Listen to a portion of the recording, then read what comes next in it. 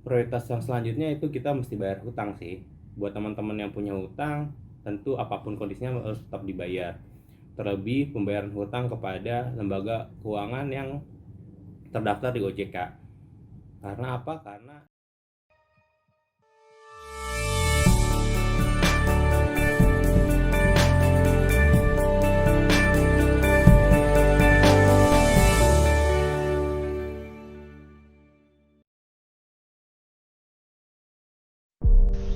Virus corona yang bergerak cepat membuat dunia bergerak seolah melambat. Banyak negara di dunia semakin kewalahan menangani pandemi ini. Keterlambatan penanganan pandemi ini terjadi juga di Indonesia sejak awal.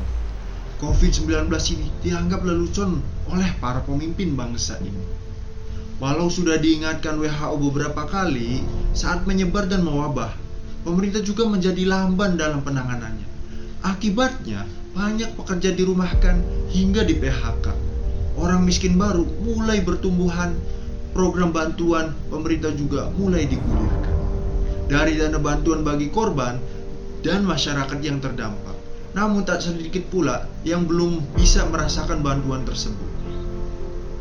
Peran petugas medis dan pramedis sebagai benteng terakhir pandemi menjadi fakta yang disampaikan oleh aktor pandemi, termasuk nasib dokter dan perawat yang diusir dari tempat tinggalnya, bahkan harus memeregang nyawa hanya karena corona.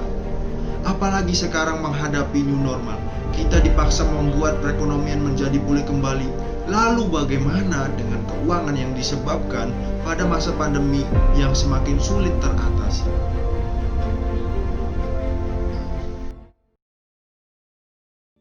Hai, saya Denis Ramadian. Saya salah satu staf pengajar di Universitas Gunadarma, khususnya untuk mata kuliah yang berkaitan dengan manajemen keuangan. Saya juga sebagai pegawai di salah satu bank swasta nasional yang sehari-harinya berkaitan erat dengan manajemen risiko.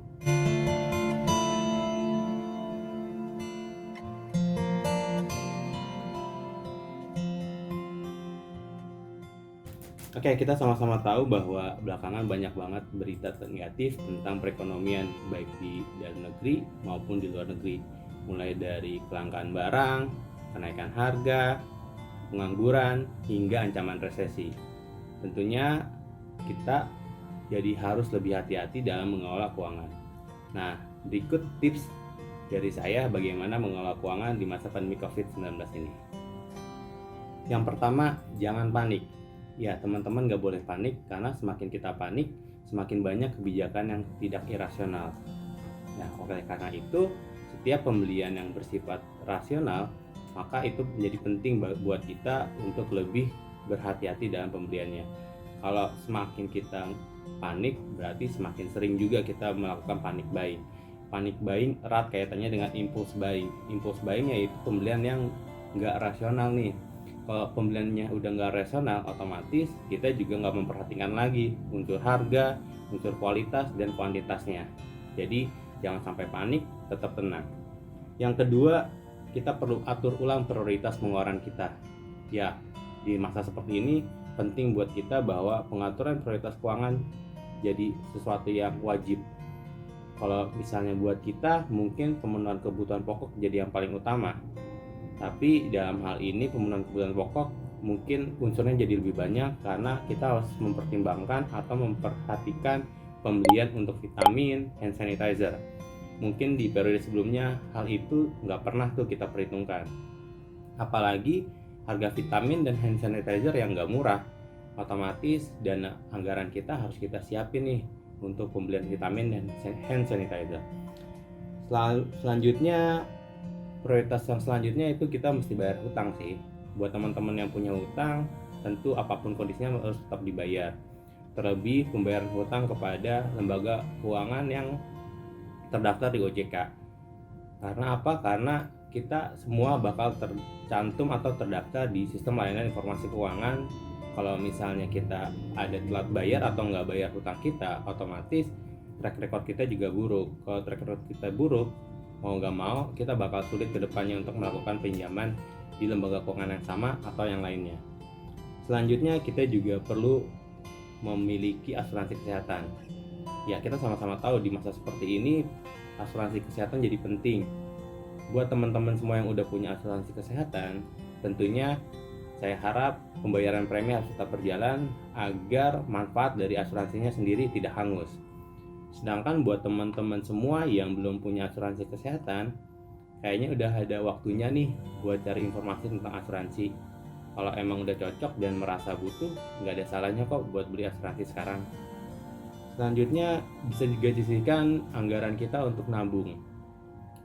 Apapun kondisinya, saya harap kita masih bisa menabung, karena dengan menabung kita punya dana untuk berjaga-jaga yang mungkin bisa saja digunakan di kemudian hari. Nah, oleh karena itu, menabung apalagi kalau bisa investasi itu lebih baik. Tips yang ketiga yaitu meminimalisir pengeluaran konsumtif. Nah, mungkin tips ini yang paling cocok buat teman-teman mahasiswa yang paling sering melakukan pengeluaran konsumtif. Bahkan kadang-kadang melupakan kebutuhan pokoknya apakah sudah terpenuhi apa enggak. Oleh karena itu, kuranginlah pengeluaran konsumtif.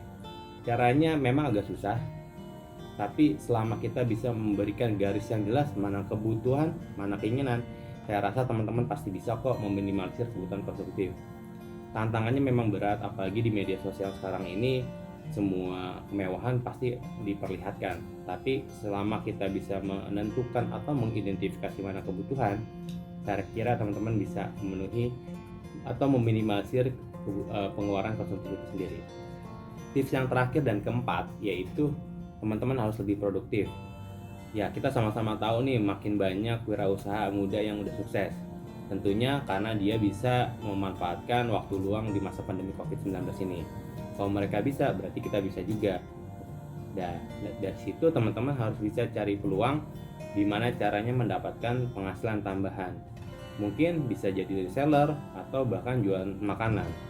Namun yang mesti digarisbawahi adalah kita perlu memberikan nilai tambah dari sebuah produk. Kalau misalnya teman-teman udah jadi reseller baju, jadi bajunya nggak sekedar dijual baju lagi, tapi harus ada nilai tambah. Misalnya di packaging, sehingga ada nilai tambah. Kalau udah ada nilai tambah, maka harganya bisa akan naik. Kalau harganya naik, otomatis pendapatan itu juga akan naik. Nah, itu 4 tips dari saya bagaimana mengelola keuangan di masa pandemi COVID-19 ini.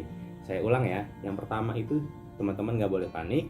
Yang kedua, teman-teman harus atur prioritasnya. Yang ketiga, teman-teman harus minimalisir pembelian konsumtif. Dan yang terakhir, teman-teman harus lebih produktif. Sekian dari saya, semoga bermanfaat. Terima kasih, sampai jumpa.